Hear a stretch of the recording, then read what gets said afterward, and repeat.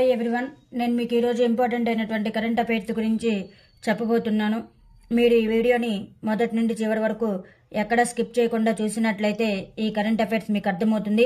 అలాగనే ఈ వీడియో మీకు నచ్చినట్లయితే లైక్ మరియు సబ్స్క్రైబ్ చేసుకున్నట్లయితే డైలీ కరెంట్ అఫైర్స్ మీకు నోటిఫికేషన్ రూపంలో అప్డేట్ అవుతూ ఉంటాయి.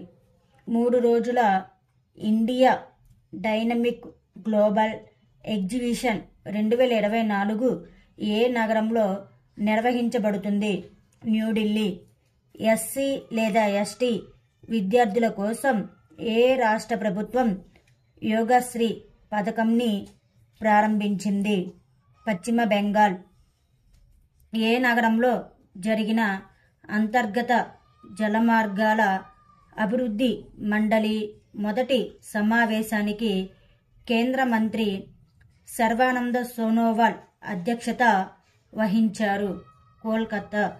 దేశంలోనే మొట్టమొదటి ఆరోగ్యకరమైన మరియు స్వచ్ఛమైన ఆహార వీధి ప్రసాదంను ఏ రాష్ట్ర ముఖ్యమంత్రి ప్రారంభించారు? ఉత్తరాఖండ్.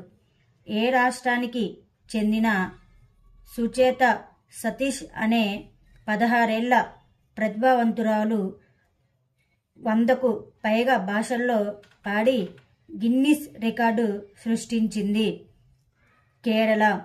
ఈ గవర్నెన్స్పై 2 రోజుల ప్రాంతీయ సదస్సును ఏ నగరంలో నిర్వహిస్తున్నారు?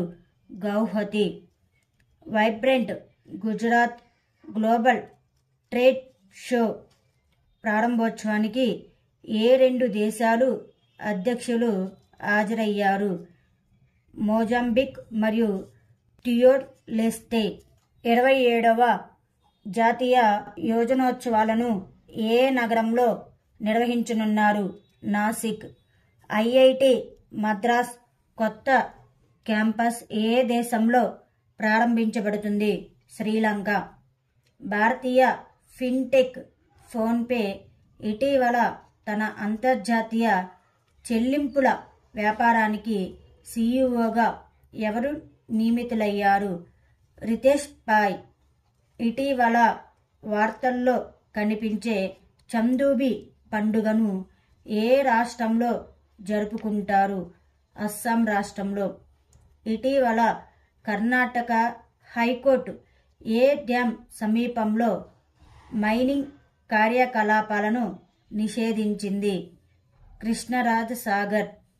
ఇండియన్ రైల్వేస్ కనెక్షన్ మాన్యువల్ 2023ని ఎవరు విడుదల చేశారు?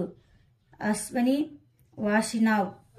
గాంధీనగర్లో వైబ్రెంట్ గుజరాత్ గ్లోబల్ సమ్మిట్ యొక్క ఏ ఎడిషన్ను ప్రధాని మోదీ ప్రారంభించారు?